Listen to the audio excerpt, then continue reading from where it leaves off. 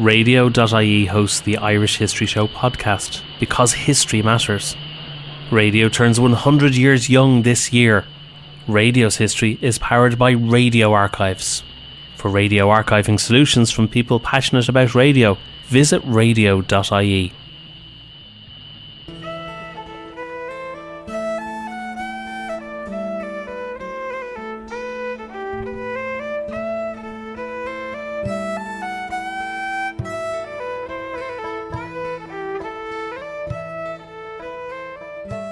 Hello and welcome to the Irish History Show.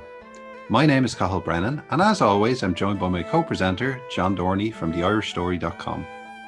Radio.ie hosts the Irish History Show podcast because history matters. Radio turns 100 years young this year. Radio's history is powered by Radio Archives. For radio archiving solutions from people passionate about radio, visit radio.ie. You can follow us on Twitter at Irish History Pod or on Facebook, facebook.com/The Irish History Show. If you get a chance, please take a moment to rate and review the show on iTunes, Spotify, or whichever platform you get your podcasts on, as it really helps us. If you'd like to listen back to any previous episodes of the show, you can go to our website, irishhistoryshow.ie. And we do love getting your reviews. It really does mean a lot to us to get feedback from the listeners. Well, this week we don't have any guests in studio or with us over Zoom, as we have been since the start of the lockdown, but it's just myself and John, and we're going to be discussing an interesting topic. It's Ireland and the Middle East and the British Empire, and how those three play in towards each other in the wake of the First World War. And we should say from the off, John, that neither of us is really a Middle East expert, but it's something that we've been looking into, and it's quite interesting. Yeah, so we're not experts on the Middle East, as you say, we're not specialists, but we've been reading up about it, and we think it's kind of worthy of comment, and maybe our discussion can provoke other discussions as well. You know, other people can follow up on the kind of things we're talking about. Well, that's the thing. As we've been researching and looking into it, we've come across a lot of very interesting little facts there that do play into the situation in Ireland in the War of Independence, and do play in, I think, as well, in how Britain deals with the Irish situation in the wake of the First World War, coming up to the Anglo-Irish Treaty. Yeah, very much so. And I mean, I recently wrote an article about the sack of Balbriggan and the spate of kind of British reprisals in Ireland in 1920 during the Irish War of Independence. And one thing I was struck by was a parallel with Iraq, or Mesopotamia, as it was known at the time, that Charles Townshend, who was a historian of both places, made in his own book, When God Made Hell, which is about the British occupation of Mesopotamia. Basically, I was struck by, on the one hand, similarities in the situation in 1920, but on the other hand, how much more brutal, really, British methods were in a faraway place like Iraq than they were in Ireland. Well, I think, as most people know, in the lead up to the First World War, the British have a huge empire that stretches all across the world. But one of the things that does help them to expand far more in the Middle East is the First World War and the collapse of the Ottoman Empire. Perhaps you could go into that, John. Yeah, well, one reason as well that I want to talk about the Middle East is that we talk about Ireland as a colony of Britain, which is only in some respects true. Like, we can argue all day about that, but in theory, Ireland is part of the United Kingdom. Irish people are citizens of the United Kingdom. Now, that's not true in the Middle East, but in the Middle East is most of it not technically part of the British Empire either. It's usually mandates which are given to Britain, in theory, by the League of Nations after the First World War. Now, the outlier here is Egypt. Egypt is not, again, formally part of the British Empire, but was controlled by Britain since the 1880s. And what happened there was originally the British and French moved in to redeem debts, which the government of Egypt at the time was threatening to renounce over the building of the Suez Canal. And Britain ended up effectively ruling Egypt. They had a governor general and they had an army of occupation effectively from 1882. But you're right, most of the British presence in the Middle East was mandates after the First World War. Now, what happened there was effectively Britain took most of the Ottoman Empire, the Turkish Empire, if you like, in kind of vulgar shorthand, that had existed in the Middle East. They took what's now Palestine. It's now Israel and Palestine then, and that was taken as a British mandate. So the British were going to look after it until they were ready for independence, was the idea. When the British moved in, they made, of course, the Balfour Declaration, which meant that it was going to be a homeland for Jews as well as for the Arab population. They gave most of Syria and what's now Lebanon to the French under the Sykes-Picot Agreement, which was a secret agreement, which was publicized by the Bolsheviks when they inherited the Russian archive in 1917. But Syria and Lebanon was given to the French. It was originally envisaged that they would occupy part of Turkey as well, but they were eventually kind of thrown out of Turkey by the nationalist regime there under Kemal Ataturk. The British got what was then Mesopotamia. They conquered that in the First World War. It was 3 provinces really of the Ottoman Empire: the province of Mosul in the north, the province of Baghdad, and the province of Basra. But the British stuck them together in a new country called Iraq. They created a new monarchy in what they called Transjordan. Transjordan and Iraq were kind of consolation prizes for the Hashemite family, who had been the main instigators of the Arab revolt against the Turks, British allies, because they lost Saudi Arabia to a rival family, really. But at the end of the First World War, you have Britain in occupation of a wide stretch of kind of the Middle East, from Egypt to Palestine to Iraq. And also there was a strong British presence in Persia, what's now Iran, which again, like Egypt, was not formal. It wasn't a mandate or a colony, but because of oil, which was discovered in Persia in 1908, there was a very strong British presence, including a British garrison in Iran. So you can effectively say that Britain controlled most of the Middle East directly or indirectly. And there's also presence in some of the Gulf states, in places like Aden, which is now Yemen. That goes back even further in the 19th century, the idea there being to protect the sea passage. But the upshot is that after the First World War, Britain is the dominant power in the Middle East. They've displaced the Ottoman Turks, and they've given a few kind of consolation prizes to the French. They're really governing directly or indirectly most of the Middle East. Well, that's the thing. If we can go maybe more into this idea of mandates, and in the wake of the First World War, as he said there, you have President Wilson's 14 points. And this is one of the justifications for the war, that it's a democratic war, and you're going to get an end to imperialism and self-determination for subject nations. And this is used in a big way in the Middle East. And we all think of Lawrence of Arabia, and that this old dying empire, the Ottomans, the sick man of Europe, all these nationalities contained within it, are going to have self-determination and have their own countries. And that's not quite the way it worked out, was it? No, well, the thing to remember about this is as well, in the end of the First World War, Wilson famously has the 14 points in self-determination. But remember that, the French and the British were not keen on this principle at all, by any means. They might have gone along with it in Central Europe to a degree, in the sense that they were going to break up the old Habsburg Empire. They certainly weren't going to apply it to any one of their empires. And they didn't intend to apply it to the territory they took over in the Middle East either. So as I indicated, the French and the British effectively carved up the Middle East. But you're right in the sense that they gave this a fig leaf of self-determination by this concept of mandates as opposed to colonies. So as you're saying, in theory, they're going to give self-determination to the peoples of the Middle East. Now, they actually divided them up, not on ethnic or religious or any other, guidelines at all, except for, territories that they wanted to split up, units they wanted to have. But the idea of a mandate was that Britain and France weren't occupiers. They were simply supervising these countries while they matured, this was the theory of the day, into kind of civilized nations, and they'd be ready to govern themselves. Now, in lots of ways, that was a fig leaf for much more cynical kind of ambition for seizing kind of strategic places. Like Palestine had few resources, but it was very strategic in its location. Iraq, just at the very end of the First World War, was discovered, had massive oil fields up in Mosul, in the north. It's now the north of Iraq. And then similarly, the French ports in Lebanon, what's now Lebanon and Syria, were very strategic. So the mandates were a fig leaf really for much more self-interested policy. Yes, and as you said there when you were talking about Egypt, it's incredible the way the imperial powers see an opportunity, particularly with things like debt and reparations, and jump in. Like something that becomes a long-running sore for a century between Britain and Egypt is the Suez Canal. And when Egypt were in economic dire straits, they ended up selling their shares. It was an Egyptian-French co-production building the Suez Canal. They sell their shares to the British.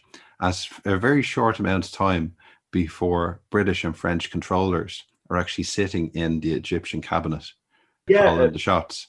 Yeah, it's incredible, really, because Egypt is probably almost second to India in a sense, like of if you like, an Oriental possession of Britain, but it was never formally a British colony at all.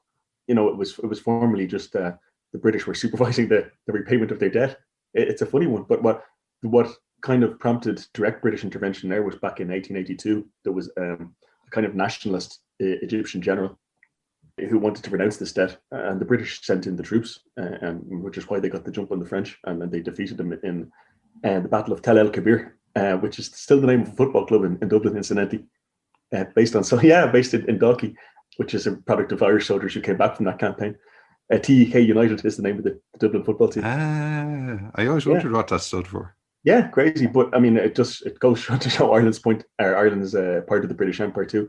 But yeah, like informally, Britain was simply supervising the repayment of debt. But in fact, like there was a governor general, there was a garrison. The British basically supervised the Egyptian war with Sudan, in the 1880s and 90s as well. Well, let's be honest, they fought it, they directed it. So I guess this brings us to the after the post First World War period. Egypt was a major base for British forces in the First World War. And, British control of Egypt is very obvious. Like the fig leaf, look, there's an Egyptian king is in control, was really exposed in the First World War because the British moved troops in and out without any reference. But there was a nationalist uprising in Egypt in 1919, led by a party called the WAFT. Now, apologies for the pronunciation to any Arabic-speaking viewers, but it's spelled WAFT-D in English, an Egyptian nationalist party. And the British had to put in considerable amount of troops, and over 1,000 people were killed in 1919 in Egypt. And there was also general strike and so on. But there was over 1,000 people killed in the British putting down of this revolt in Egypt in 1919. Milner, who was the colonial secretary, we're going to come back to this, I think, in terms of British policy. They're very aware that it's better to have a light touch, to appear not to be in control, even when you are in the wake of this uprising. Milner said, British interests are best served by authority in the narrowest limits possible. And they said Egypt was to be a constitutional monarchy. But this was actually rejected in the short term by Lord George and Churchill, who were the heads of the post-war government in Britain. But there's an attempt, even as early as 1919 in Egypt, for the British to kind of recalibrate their control over the place while not giving it up. Well, it's funny, even going back a bit further there in 1899, you have the Anglo-Egyptian Condominium Agreement, as that they're going to be jointly rule Sudan. But for all the good it meant of the Egyptian end, it was really British control of Sudan. Oh, 100%. I mean, you can see that, for example, like in the Bashida incident, which it took place after the conquest of Sudan, when the British forces met the French forces in Central Africa at the end of Sudan, or today is South Sudan. There was no reference back to Cairo, to what the Egyptians thought. So it goes to show you. But after this nationalist uprising in 1919, in 1922, the British did move further towards granting independence to Egypt, but they retained the garrison and they retained 4 reserved points. Now, we're going to come back to these kind of points because we see this all over the place. But the 4 reserved points were security of imperial communications, defense against external aggression, protection of the foreign community and minorities, and Sudan, which was to be left under British discretion. And Curzon, who's the colonial secretary, who is a guy, again, we'll keep going back to, said, I take it we all have in view that Egypt should remain inside rather than outside the imperial system. If the best way to do this is to drop the word protectorate and conclude a treaty of alliance with her, why not do it? So, Cathal, you also have a good quote from Curzon to this effect, I believe. Yeah, Curzon had another quote there saying, British influence in the Middle East should be as self-effacing as possible and discreetly veiled by the facade of self-determination. Yeah. Sort of sums it up a lot, really, doesn't it? It really does. And the British retained advisors in the ministries of the Judiciary, Finance, Interior, and the Inspector General of the Army. All the things that really hold power in a government. And while the WAFT, we mentioned before, the Nationalist Party was the most powerful party, I believe, authority was still held by the king, who the king's name was Fuad, who was basically a pro-British puppet, I think, who was advised, I have this in inverted commas, by a high commissioner. Well, that's the thing, because like in 1914, with the outbreak of the First World War, the previous ruler of Egypt, and I'm going to mispronounce this, but Khedive Abbas, Egypt was technically a province of the Ottoman Empire. And he, when the Ottoman Empire went to war, he said we're part of the Ottoman Empire, and he was very, very quickly replaced with Hussein Kamal, and Egypt declares independence, and then there's fighting alongside Britain or against Ottoman rule. So really, there wasn't much going on in Egypt that Britain disagreed with. And if something happened that they disagreed with, it was stamped out pretty quickly. Yeah, and I mean, just to move forward a little bit in time, in 1936, this was updated a bit again, and there was another Anglo-Egyptian treaty signed in which the British and the RAF, which became more important garrison near the Suez Canal, was retained. And Egypt also had to provide ports and airports in an emergency. but British forces withdrew from the streets of Cairo and Alexandria in 1936. Now, again, in the Second World War, this counted for very little because Egypt was once again the base of British military operations in North Africa and the Middle East. So it really wasn't until well after the Second World War, and especially the year of Nasser and the Suez Crisis of 1956, that Egypt really kind of asserted independence from Britain. Well, that's the thing, that as we're discussing this at the moment, people can see the similarities here between the Anglo-Irish Treaty and what's going on there. That obviously a lot of discussion we have when we're discussing the Anglo-Irish Treaty is about things to do with sovereignty and the crown and oaths. But really, when it came down to it, an awful lot of it also revolves around military access, things like the ports, and not so much an issue, but things like airfields. Airfields were a major issue. Like they didn't appreciate it in 1922 so much, I think. Yeah. And also the economic issues, particularly in the Middle East, with the natural resources that are available there. But as long as Britain had access to the oil and the gas, and they could move their troops and their air force through these lands and station them in strategic points, did they really care if it was run by a king or if it was a colony directly of the British Empire?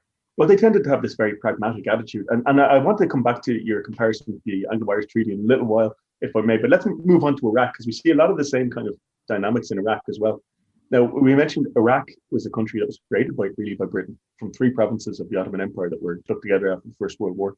Initially, actually, under the Sykes-Picot Agreement, it was envisaged that the French would have what's now the north of Iraq, province of Mosul. But then oil was discovered there, and the British decided they wanted it for themselves. It probably prefigured, a lot of the problems that Iraq still has, in the sense that, there's rival ethnic and sectarian groups which were kind of lumped all together in this new country, Iraq. The Shia Arab-dominated south, were based around the province of Basra. Baghdad, at the time now, the sectarian geography has changed very much. Like at the time, Baghdad was very largely a Jewish city, believe it or not, and the province of Mosul had a very large Christian community, which is sadly much diminished today, both of those communities. The north of Iraq, the province of Mosul, is very largely Kurdish, also partly Yazidi, which you mentioned to me before, Cathal, were referred to at the time as devil worshippers. Yeah, it's interesting. Even in recent books about the British Empire, they're still referred to as worshippers of the devil, in terms of talking how diverse Iraq was and how strange it was to lump them together into one country. That people who had probably had very little knowledge of the Middle East are redrawing boundaries and creating countries out of thin air. Yeah, what's kind of surprising when you read about it is the outsized influence of a few individuals like Gertrude Bell, who was a woman who was a special advisor and one of the architects of the British kind of settlement in the Middle East. T.E. Lawrence, the famous Lawrence of Arabia, again, an Arabist and a man whose advice would have been, very, very influential. But I think what you really have to look for is British imperial interests, because they're not so much like, nowadays there's a tendency to look back on colonialism and imperialism and say, look at it as an almost eccentric project, which it wasn't at all. It was based on very concrete interests. So the British had a number of them in Mesopotamia or Iraq. One of them was in Basra in the south, was an RAF base for the defense of the Iranian or the Persian oil fields. So at the time, Persia, or today Iran, was the major center for oil, and oil is increasingly important for industry, but also for warship. Basra was going to be an aerial base for defense of that. Baghdad is just kind of the bit in the middle, but the province of Mosul, as I said, was where oil was discovered just in the wake of the First World War. So the British wanted to hang on to it. Again, it was not a colony, it was a mandate. So technically the British were just supervising them on their way to independence. Again, the quotes are useful. And this is Winston Churchill. Winston Churchill said, "For now it's going to be a British garrison, but in the future, I look forward eventually to the country being in the condition of an independent native state, friendly to Great Britain, favourable to her commercial interests, and costing hardly any burden on the exchequer." And again, it does show you how the British went and viewed these things. And another thing to consider here is the Kingdom of Iraq that the British created was, as I said before, a consolation prize for the Hashemite family. And let me just explain that a little bit. So the Hashemite family were like a noble family from what's now Saudi Arabia. And they were the main instigators of the Arab revolt against the Turks, the Ottomans, in the First World War, led, aided by the famous Lawrence of Arabia. And I'm sure we've all seen the film. But the Hashemites wanted a number of things which they didn't get. They wanted a new Arab kingdom to be based in Damascus, in today's Syria. And instead, this was given to the French. So they were losers there. And their own base was in in what's today Saudi Arabia, in the Arabian Peninsula. And they lost out to an internal battle there with the Saud family, whose ancestors still rule Saudi Arabia. And they lost out on Palestine because the British wanted to keep that for strategic reasons as well. So Jerusalem, which obviously has great prestige as a holy city, and then they lost out on Mecca and Medina to the Saudis too. The consolation prize was two new kingdoms, Transjordan, which today is Jordan, and this new kingdom of Iraq, and a Hashemite king was stuck in there. They wanted to be king of the greater Arab kingdom. They got Mesopotamia instead. And bear in mind the geography here, that Saudi Arabia, or where they're from, what's today Saudi Arabia, is really nowhere near, Mosul. Culturally different, geographically distant, but the British installed him as king anyway. But we're going to be talking a lot about comparisons with Ireland, and a direct kind of chronological comparison is in 1920. We talked about there was an uprising in Egypt in 1919. There was an armed uprising in Iraq against the British presence, predominantly in the Shia south of the country, actually, in 1920, which it took several tens of thousands of British and Indian soldiers to put down. Over 900 British soldiers were killed in 1920 there, and far more Iraqis. It was mostly put down by the use of aerial bombardment, which was increasingly used in that region. One direct comparison with Ireland is that the Irish War of Independence and the Iraqi uprising, or what's known in Iraq as the revolution, I believe, were going on at the exact same time. And this was one reason why the British government couldn't commit regular army troops to Ireland, because they were just needed elsewhere. They were needed in Egypt in 1919, and they were needed in Iraq in 1920. There was also a war on the go in Afghanistan and the northwest frontier of India at the time. So this is something to bear in mind as well when we talk about what was happening in Ireland in terms of the raising of the Black and Tans and the auxiliaries and the Ulster Specials, actually the auxiliary police formations, paramilitary police. Part of the reason was not just because they wanted it to be a police action, but also because the troops weren't available. They were being deployed in Iraq and Egypt and Afghanistan at the time. Yeah, we also have to remember that we're talking about 1920 now, but like in the wake of the First World War, at the end of 1918, coming into 1919, you have to demobilize a huge amount of British servicemen back into civilian life. Yeah. And there's been a very, very long conflict, a very costly conflict. And on top of that as well, Britain's role as one of the victors in the First World War and some of their obligations under the Treaty of Versailles, they're supposed to be in Europe as well, maintaining things like the Rhineland in the west and Silesia in the east. So there's enormous pressures on the British military. Not only that, but there's things which we never think about now, like British troops are occupying part of Turkey at the time. Another section of British troops is being sent to Russia to try to help the whites in the civil war there. Yeah, and that's one thing we largely forget when we think about the Russian Civil War, is just how many different countries were involved on the anti-Bolshevik side, and how many troops and logistics were employed on their behalf.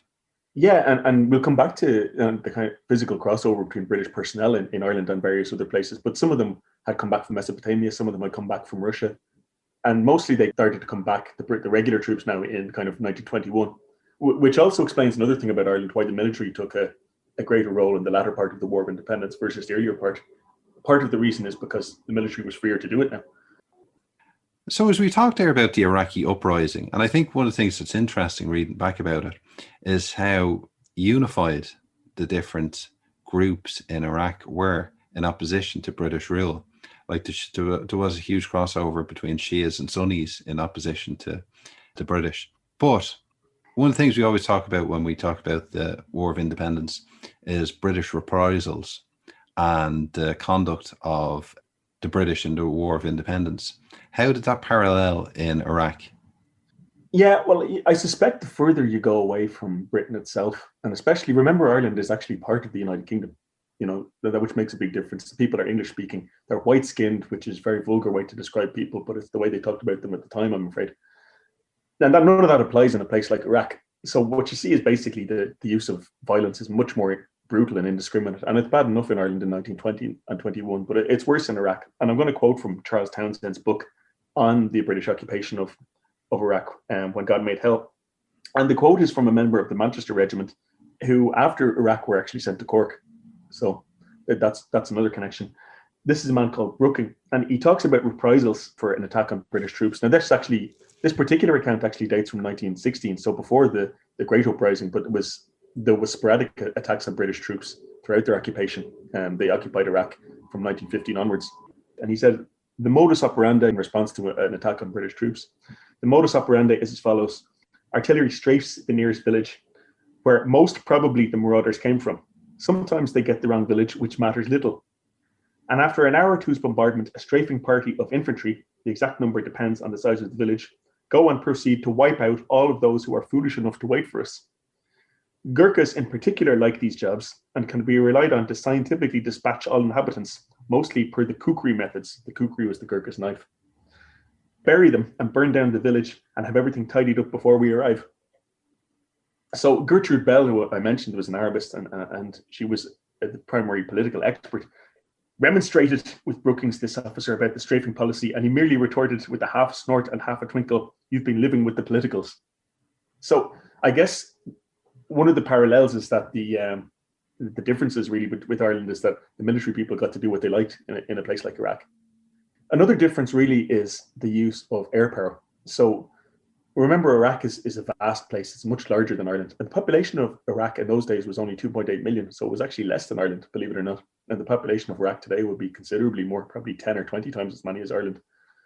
Well, 10 anyway. But the use of what was called air policing, so similar to what Brookings describes here, using artillery, but if there was an attack on British troops, the RAF, the new RAF, would be mobilized and they would just bomb the village. And sometimes they would use gas. Churchill has a famous quote about this regarding the Kurds. The Kurdish uprising was actually after the main kind of Arab uprising in later 1920. They generally didn't use mustard gas. It's the only thing they generally used, tear gas. So more of a terror weapon than a mass mortality weapon.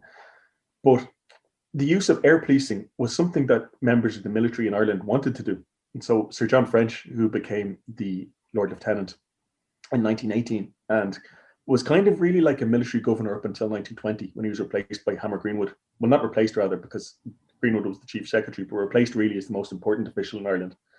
Now, French wanted to do this. He wanted to use aerial bombardment and machine gunning against the anti-conscription campaign in 1918. And General Macready, who was the commander-in-chief of British forces in Ireland from early 1920 onwards, also wanted to use what he called air policing. So very much based on what they were doing in places like the Middle East and also the northwest frontier of India. This wasn't sanctioned by political people in Ireland, though. So on the basis that aerial bombardment of villages would be too indiscriminate, you'd be bound to kill far more civilians than any fighters or any agitators, which again probably shows that Ireland got off somewhat lightly in that regard. Now, you can exaggerate that because you're still talking about a situation where the police, the so-called police, would arrive into a village, a place like Balbriggan or Tuam or Trim, and burn down the town hall and the creamery and shoot a couple of people. The violence is still considerably more restrained than in a faraway place like Iraq or India or Afghanistan. Well, in our last episode, we were talking about the events in Croke Park on Bloody Sunday. And one of the things in the aftermath of that is that you have a commission of inquiry coming over from the Labour Party in Britain. There was very little chance of commissions of inquiry or Labour politicians or trade unionists visiting Iraq and going to the different villages that had been strafed and bombarded from the air. Yeah, or journalists or... No, I mean, there was one or two journalists out there who did object actually and did cover it to a degree. So there was some degree of outcry in Britain, but it couldn't get the same kind of purchase. The Irish are much more familiar people, much more powerful representatives, to be honest, in Britain and America as well. Whereas the likes of the Iraqis would have had very few people to speak for them. Even the likes of Gertrude Bell, who, as I said, was quite sympathetic and was quite against this kind of policy. It was much more difficult to get a hearing, I would say, in Britain. Yes, very much so. And as we can see in Ireland, as the War of Independence continues and it goes into 1920, the British are looking to find some political solution and way out and are trying to revive the ideas behind the original Home Rule Bill and come to some sort of settlement and all the different complications that exist between unionists in Ireland as well and their opposition to Home Rule. But could you talk about how the British viewed the mandates in the Middle East and their plans to move forward towards some new type of political settlements in places like Iraq? Yeah, so we've already talked about Egypt, which again was not technically a mandate, it was something else. And the idea very much is you maintain your vital interests, but you let a local government represent the country so that you don't take the direct consequences for kind of unrest or discontent with your presence. Iraq is very much the same kind of thing. So the British installed, as I said, King Faisal I in Iraq as kind of a puppet. But Faisal, it seems, was offended at being subordinated to a British High Commissioner, so the equivalent of a Lord Lieutenant or a Governor General in Ireland. And it turned out that Faisal, even though he was put there by the British and he was kept there throughout the uprising of 1920 by British troops, it turned out to be an awkward customer. Even in the wake of the uprising, where onto 1922 now, the Shia clerics called for a British withdrawal, and the British closed down the opposition. So that's also similar to Egypt in the sense that the British banned the main nationalist party in Egypt too. But Faisal forced the British to sign a treaty in October of 1922, so not too long after the Anglo-Irish Treaty, which was ratified in 1924, and it included a 75-year concession to the British for the Mosul oil fields. So again, the British retained a presence, they retained a High Commissioner, they made sure that a treaty was signed so that they would control the oil, but then they stepped back a little bit and allowed an Iraqi administration to run the kind of day-to-day affairs. Now, I've been meaning to get onto this, so we're discussing this in comparison with Ireland now. Arguments over the Anglo-Irish Treaty have continued ever since the day it was signed on December the 6th, 1921, and will always continue probably. And in Ireland, obviously, you've got two very polarized views at the time of whether it's freedom to achieve freedom, in Michael Collins' famous phrase, or if it's, a surrender of the Republic, as the anti-treaty is maintained. Now, I don't want to go into that, the partisan kind of Irish interpretations of the treaty. But what I do want to say is that from a British point of view, they didn't view the treaty as a kind of surrender, really. What they thought the Anglo-Irish Treaty was they were maintaining their vital interests in Ireland. And you see it very much as consistent with British imperial policy elsewhere. So, let's look at the relevant parts of the treaty. So, one is obviously the partition of Ireland, which is to do with kind of the Unionists and their outsized influence on British politics. The other one is the retention of all of 4 naval bases in Southern Ireland or in the Irish Free State. And also the treaty originally has a clause saying in time of war, the Irish Free State has to give all of its ports and airfields, such as the British acquire, to Britain, or has to allow them use of it. They had to retain a lot of the civil service to a responsible government. And originally they had to pay off parts of the British war debt and so on. Now, parts of this are eventually kind of reversed. We see this in other countries as well, where as time goes by, the British plan gets eroded a little bit. But I think in terms of British intentions and what the British are trying to do, how they understand the situation, there's a lot of consistency between what they're trying to do in the Middle East and what they're trying to do in Ireland in 1921 and 22. Well, it's interesting because when you look at the end of the First World War and these couple of years afterwards, it looks to an outside observer that the British Empire has never been stronger. It's never covered more territory. But in reality, Britain is in a very difficult position. It's really stretched trying to keep this empire in place and pay for it too, more importantly. Yeah, exactly. And one, again, parallel you might make is that, we've talked about how the British kind of did a fake withdrawal from a lot of these places in the Middle East in the aftermath of the First World War. But what you see in Ireland in terms of, the De Valera government and the Anglo-Irish Agreement of 1938, you also see in the Middle East in the sense that British authority does get eroded to a degree. So again, talking about Iraq in 1930, there's a new treaty and the British had to remove many of their troops from Iraq. But again, they did still retain a lot of the vital stuff. And again, it was used in World War II. So they retained 2 air bases, the right to transfer troops across Iraq, not to keep them there, but to transfer them across Iraq. And Iraq had to buy military equipment from Britain. And they had to send officers to British military academies. So the British still are attempting to do the same thing, but their influence, even by the 30s, you see is starting to wane in many of these places. And after the Second World War, with the cost of that, you see British presence being removed altogether. Under, as you say, the strain probably of imperial overstretch and fighting these great wars as well. Yeah, because Britain really is fighting on so many fronts in the late 40s and the 50s, trying to keep the empire together through different parts of Asia and Africa and the Middle East. And I think there was a really interesting series, I can't think of the name of it, on BBC a couple of years ago, where they're talking about places like Malaya and Aden and all these different countries that are having uprisings against British presence, continued British presence in the region. Yeah, absolutely. And I mean, Ireland kind of drops out of the story after the late 1930s because it's a very different context. But in terms of the British Empire, yeah, I mean, eventually there's just limits to what you can do, especially after you've put so much kind of blood and treasure into both world wars. So, John, you mentioned the Manchester Regiment there a while ago, that they had come to Ireland directly from Mesopotamia. Can you think of any other British forces that were active in Ireland in this period that had done previous service in the Middle East? Yeah, like I haven't looked into this in detail, but even from a cursory kind of look, you can see a lot of kind of connections of units being moved. Now, the Manchester Regiment, for example, the 2nd Battalion, British regiments really are better thought of in battalions because they generally had one home service and one foreign service. The Manchester Regiment 2nd Battalion served in Mesopotamia, Iraq until mid-1920. So they dealt with the Iraqi revolt, as I mentioned, of 1920, after which they were sent to Ireland. And they ended up in County Cork, which was obviously the most violent or disturbed region of guerrilla warfare in the country. Another one is the Essex Regiment. Now, the Essex Regiment were notorious in West Cork, partly made notorious by memoirs like Tom Barry's. But, they were brutal in terms of their treatment of captured prisoners and so on. But they had previously been stationed as occupation troops in Istanbul. So we mentioned this in terms of the brief British occupation in Turkey there. You can really drill down into this a bit more. But, like one of the things about especially the kind of so-called police is they have very kind of, how can we put this, exotic experience in the aftermath of the First World War. Like Crozier, for example, who was the commander of the auxiliary division of the RIC, had served as, it seems, a kind of a mercenary in Lithuania, or possibly with the sanction of the British Foreign Office. But during the Russian Civil War, he fought with Lithuanian nationalists against the Bolsheviks in Lithuania, in Eastern Europe. Arthur Percival, who was an intelligence officer with the military in Cork, with the Essex Regiment, who had been in Istanbul, had served at Archangel in Russia in the Russian Civil War, again on the side of the Whites. The Oxford and Buckinghamshire Light Infantry, again, were in Archangel before being sent to County Limerick. I think in the future, the use of British resources and how they were able to use them, we should be looked at much more in the context of all the British commitments elsewhere at the time.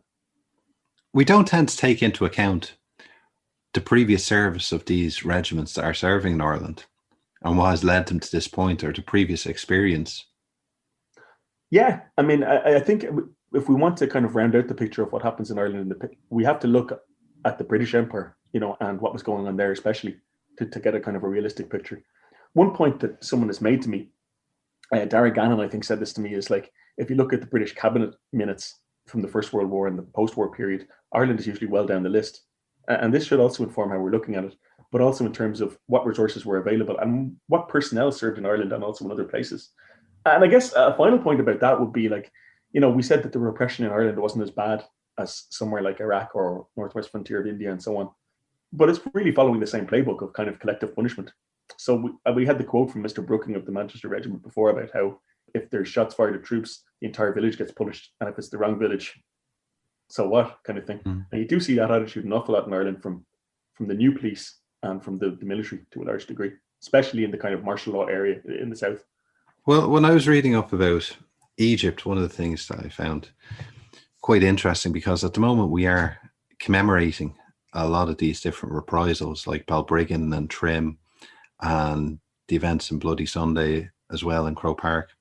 And in 1906, there's a thing, and I'm probably mispronouncing it, in Egypt, Den Shawe, where some British officers had been making a nuisance of themselves in an Egyptian village, and they started shooting at pigeons, and these were like homing pigeons owned by locals, and they came out to remonstrate and got very angry because I think their livelihoods depended on these pigeons.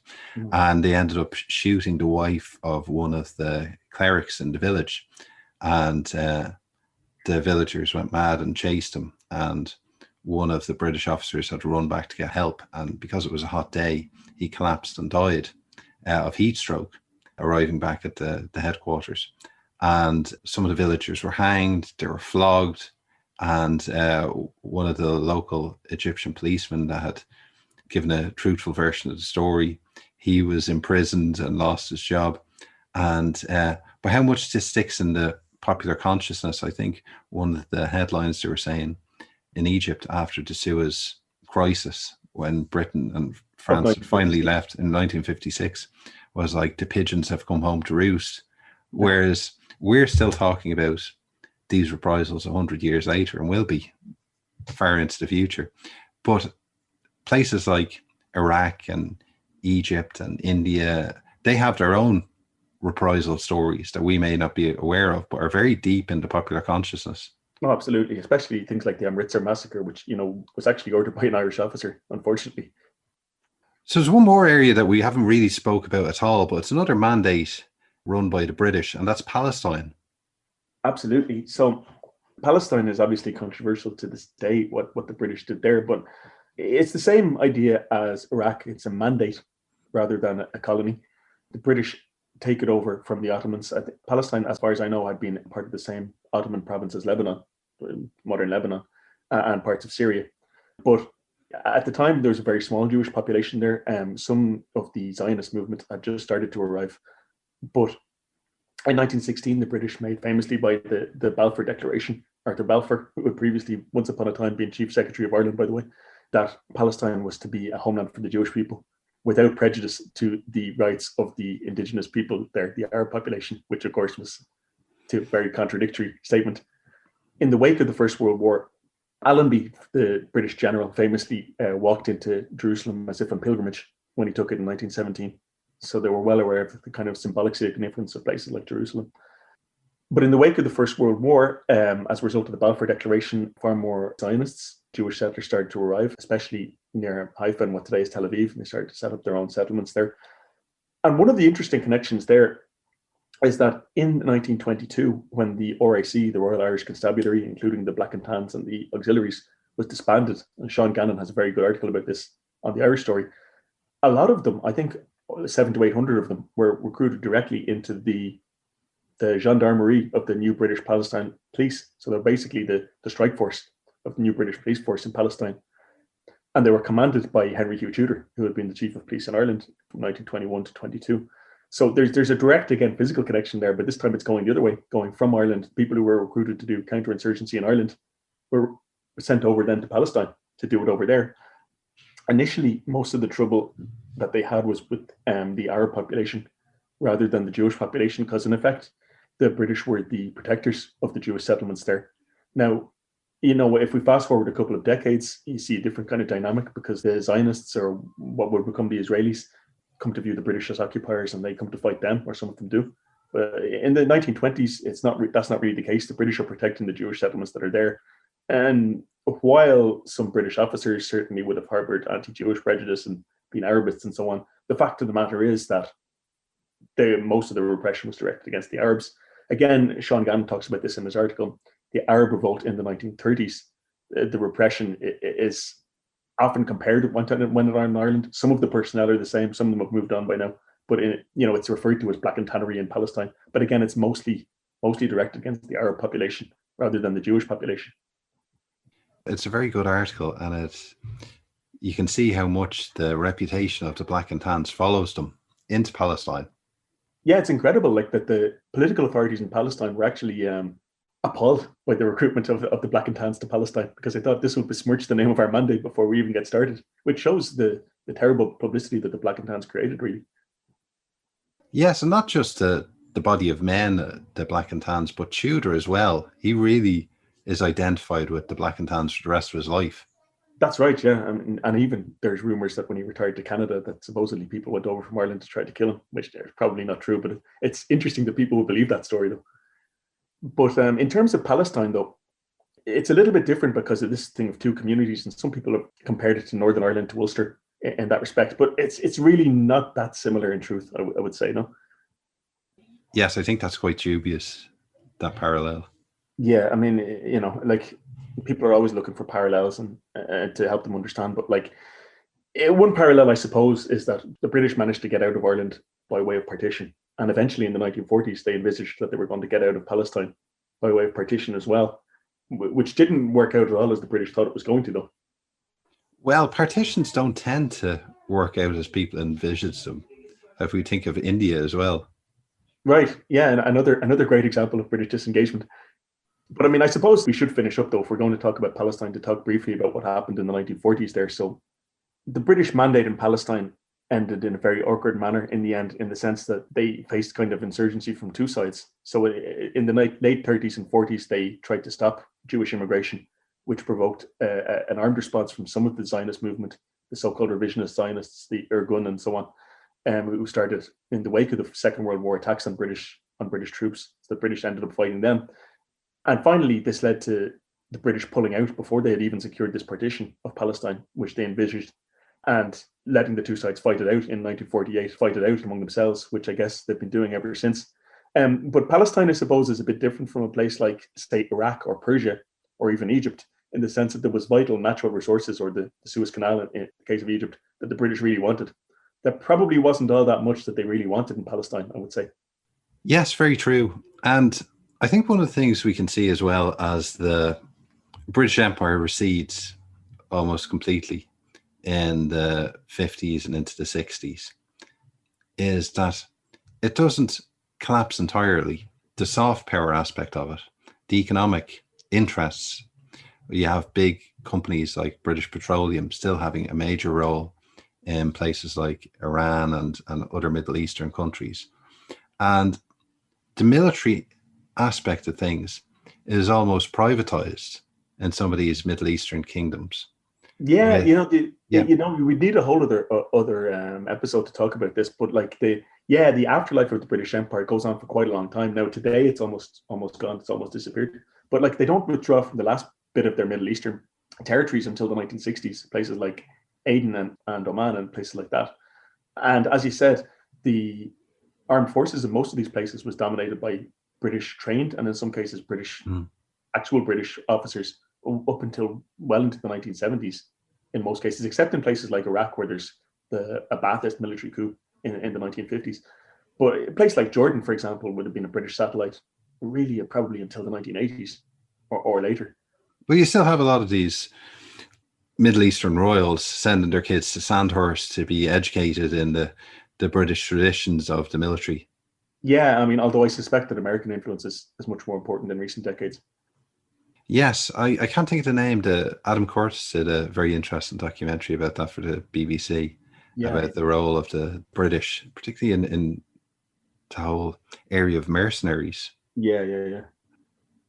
Well, I suppose, like the 1921 treaty, the Anglo-Irish Treaty in Ireland, a lot of these treaties and compacts that were signed with Middle Eastern countries and mandates by Britain, it was never the final say in the relationship between Britain and these countries, that it really was a stepping stone in a lot of ways. That's true. And I mean, I think we've alluded to that a number of times now in our podcast. So in the case of Egypt and in the case of Iraq and also in the case of Palestine, the British presence was in the end kind of relatively fleeting. And even the British attempts to hang on to their vital interests were short-term rather than long-term. They were decades rather than centuries. While a lot of Britain's relationships in the Middle East are largely forgotten, I think, in Britain itself and in the popular culture and the media, they're definitely not forgotten in the Middle East. No, absolutely not. And I mean, even in Afghanistan, which we didn't talk about today, but which was British troops were again in Afghanistan in 1919. You know, when British troops were redeployed there in the 2000s into Iraq and Afghanistan, they found the graves and the graveyards that were left by British troops of an earlier era. And in Afghanistan in particular, it was reported that the Afghans said, well, clearly you've come back to regain your honor that you lost in 18, whatever it was, you know. Yeah. So I think just as in Ireland, the British presence is much better remembered than it would be in Britain itself. You see, as well, with like a lot of conservative education secretaries in the last couple of years, trying to maybe reframe the whole thinking on the British Empire and trying to see if schools would teach it in a more positive way. There's still an awful lot there that's not positive and not talked about at all. Yeah, and I mean, the only thing I would say, though, is nowadays there tends to be this thing in history of like we have to judge something as good or bad. It's very moralistic. And I mean, what I'd like to see personally is just a much more realistic view of what the British Empire was and what it was about. So especially in a place like the Middle East, in a lot of ways, it was empire without the frills. You know, so it wasn't so much pomp and ceremony. It was about these are our interests. We'll enforce our interests by whatever means we deem necessary, be they military, be they, you know, appointing local governments and kind of telling them what the political system is going to be. And I think that this is the reality of a world power. And I think the British would be well served by looking at this in a very realistic way, rather than this was good or this was bad. I don't think you're going to get it to understand it very well if you do that. Yes, I think that's absolutely true, because just even talking about it and acknowledging it rather than getting into the rights and wrongs of it or judging it by the standards of 2020. But in the run-up to the Iraq War, you'd be forgiven for thinking that Britain had no relationship with Iraq previous to that date at all, because it wasn't mentioned in the run-up. Yeah, not enough anyway. I mean, and the fact is that Britain created Iraq, for better or for worse. Yes. There was no Iraq before the British presence there. And one more point I'd like to make, I mean, just without getting too political, is that, this idea of kind of global Britain in the aftermath of leaving the European Union, this idea that Britain was a great trading country before the European Union is, I'm afraid, total nonsense, because what Britain was an empire whose economic and strategic interests were secured by force, and that doesn't exist in the world of 2020, and I think people should appreciate that. And on that note, I think we'll leave it for another week, John. So if you like that episode, you can listen back to any of our previous episodes on irishhistoryshow.ie. It has all the back archive. If you find us on iTunes or Spotify or anything like that, don't forget to hit subscribe, and please rate and review the show, because it really helps us. And we love reading reviews. It's great to get feedback from the listeners. So you can follow us on Twitter at Irish History Pod, or on Facebook, facebook.com, The Irish History Show. So on behalf of myself, Cathal Brennan, and my co-presenter, John Dorney, until next time, thanks very much for listening.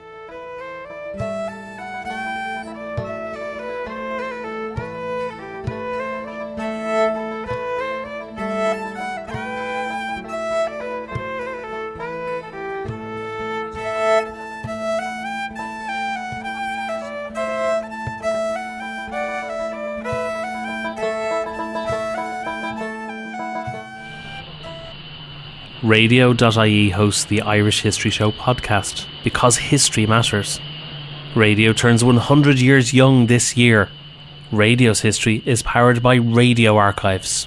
For radio archiving solutions from people passionate about radio, visit radio.ie.